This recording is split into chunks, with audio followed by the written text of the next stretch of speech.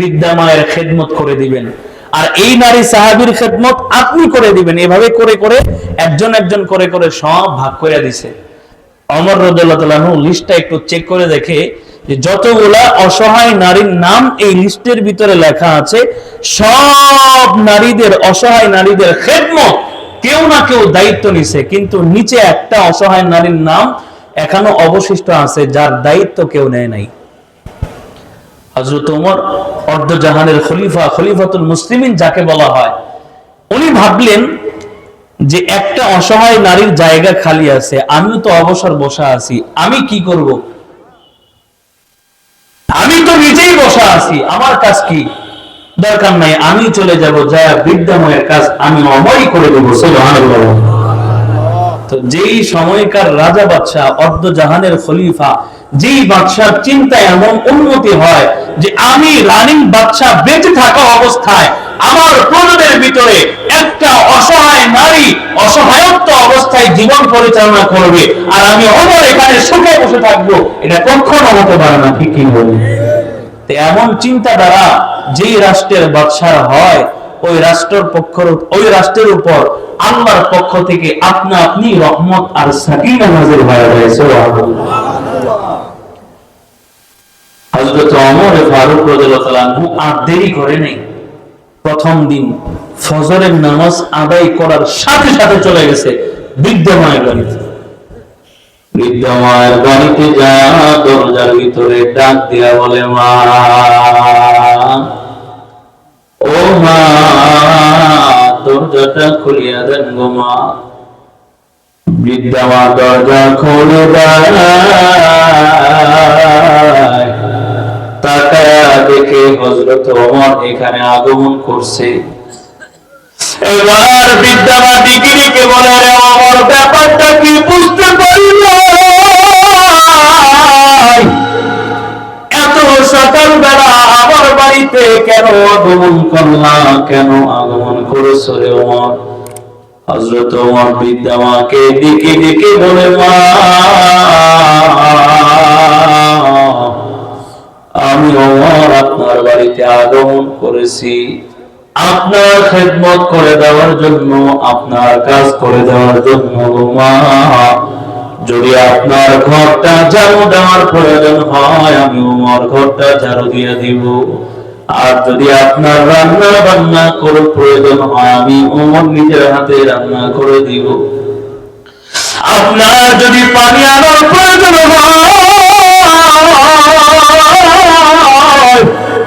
সুদূর মরুভূমি আর ওই ঝর্ণা পানি দিয়া দিয়া মাথার ভিতরে পানি আনিয়া কলস ভর্তি করে মাথার ভিতরে বহন করিয়া করিয়া আপনার পানির ব্যবস্থা করে দিব। মা, মা, যদি আপনার পোশাক ধুয়ে দেওয়ার প্রয়োজন হয়, আপনার সমস্ত পোশাক গুলো দেন, আমি ওমর আমার নিজের হাতে আপনার সমস্ত ময়লা যুক্ত কাপড় গুলা ধুয়ে দিতে চাই। সুবহানাল্লাহ।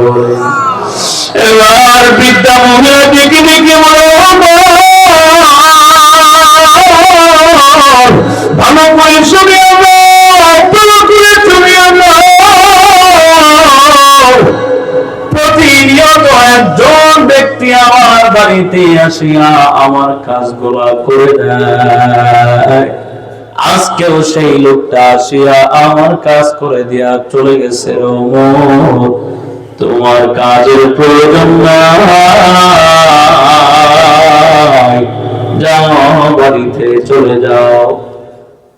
হযরত ওমর মনটাকে মলিন করিয়া বাড়িতে চলে আসে। গোলাম হযরত ওমর মনে মনে ধারণা করে, আমি যদি বৃদ্ধা মায়ের কাজটা পেতে চাই রে, তাহলে অবশ্যই অবশ্যই আমাকে আরো একটু আগে যাওয়া লাগবে, যেহেতু প্রথম দিন যায়া বৃদ্ধা মায়ের কাজটা আমি পাই নাই। দ্বিতীয় দিন হযরত ওমর ফজরের পরে পরে ওই সময় না যায়া ফজরের নামাজের আগে আগে বৃদ্ধা মায়ের বাড়িতে চলে গেছে। সুবহানাল্লাহ। দ্বিতীয় দিন ফজরের আগে আগে বৃদ্ধা মায়ের বাড়ির দরজার সামনে দাঁড়াইয়া ডেকে ডেকে বলে, মা আপনার বাড়িতে আমি ওমর আগমন করলাম, আপনার কাজ থাকলে দেন আমি কাজ করে দিব। হযরতে ওমরের কথা শুনিয়া বৃদ্ধা মা বলে, ওমর তোমার জন্য আজকেও কোনো কাজ নাই, প্রতিদিন যে লোকটা আমার কাজ করে দেয় আজকেও সেই লোক আমার কাজ করে দিয়া চলে গেছে রে ওমর, সুতরাং তোমার কাজের প্রয়োজন নাই, বাড়িতে চলে যাও। হযরত ওমর দ্বিতীয় দিনও মনটা মলিন করিয়া চলে আসে। তৃতীয় দিন তাহাজ্জুদের সময় চলে গেছে, যারা বলে মা কাজ করার জন্য আসছি।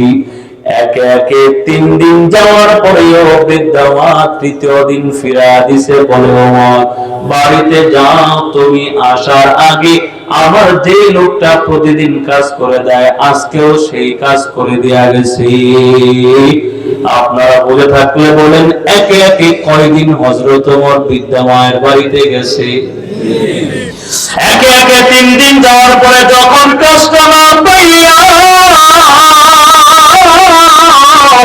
হযরত ওমর মনটা মলিন করে চলে আসলে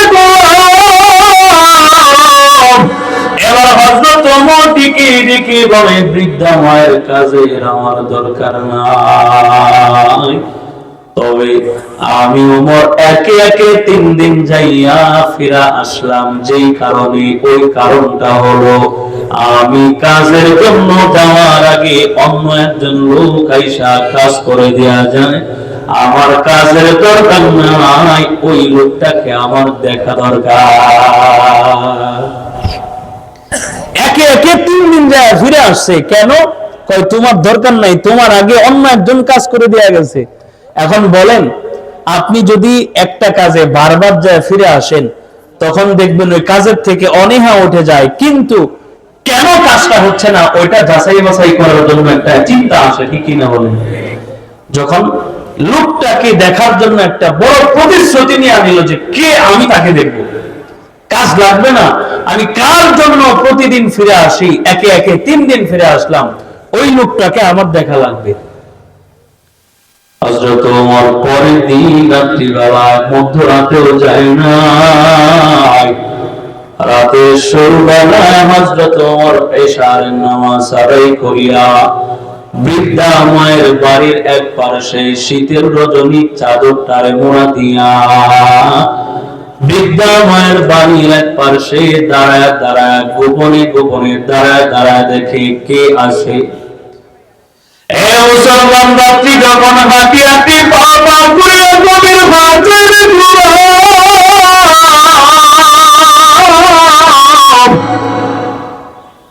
রাত্রি যখন হাঁটি হাঁটি পা পা করিয়া গভীর ভাগ গেল, হযরত ওমর তাকায় দেখি বহু দূরে একজন লোককে দেখা যায় রে, মাথার ভিতরে কলস লইয়া কলসের ভিতরে পানি নিয়া টিপে টিপে হাঁটি হাঁটি পা পা করে করে বৃদ্ধা মায়ের বাড়িতে আসে। রাত্রি যখন গভীর হয়ে গেল ওই লোকটা মাথার ভিতরে পানির কলসের বোঝা লইয়া বৃদ্ধা মায়ের বাড়ির দিকে ধীরে ধীরে রওনা হয়ে যায়। হযরত ওমর ওই লোকটার সামনে যা দাঁড়া গেছে, লোকটাও চেহারা চাদর দিয়া ঢাইকা রাখছে, শুধুমাত্র চোখটা খোলা, চোখটা খোলা। হযরত ওমর নিজের চেহারা সরায়া দিছে চাদরটা, হযরত ওমর নিজের চেহারা বের করিয়া ওই লোকটার সামনে যা দাঁড়ায় গেছে। ওই লোকটাকে দেখিয়া হযরত ওমর ডেকে ডেকে বলে, রে ভাই রে, এত রাত্রি বেলায় তামাম পশু পাখিরা ঘুমায়, এই রাত্রি বেলায় তুমি এই পানির কলসের বোঝা লইয়া কোথায় যাও, কোথায় যাও বলো? ওই লোকটা বলে, আমি বৃদ্ধা মায়ের খেদমত করার জন্য প্রতিনিয়ত আদর করে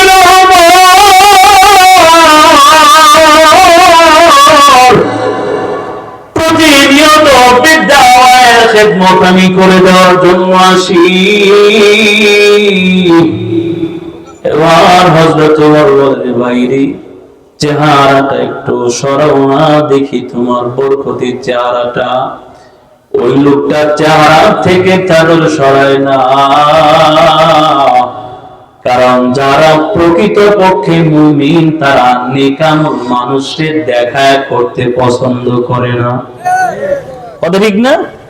অনেকে দেখবেন যে মাহফিলের ভিতরে এসে 1 লাখ দিয়ে দেন, নামটা লেখায় দেন, আছে না? না এরকম জাহিরি করে, অথচ নবী বলে তুই এমন ভাবে দান করো যেন তুমি ডান হাতে দান করলা, তোমার বাম হাতেও না বুঝে। হযরত ওমর বলে ভাই রে কে তুমি, তোমার পরিচয়টা কি, একটু চেহারাটা চাদরটা সরায় নাও দেখি। ওই লোকটা যতই জোরাজুরি করে চেহারা থেকে চাদর সরায় নেবে গো।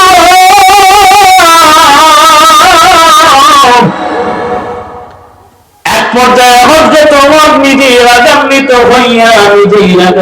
হইয়া ওই লোকটার চেহারা থেকে চাদর হযরত ওমর নিজেই টান দিয়ে সরায়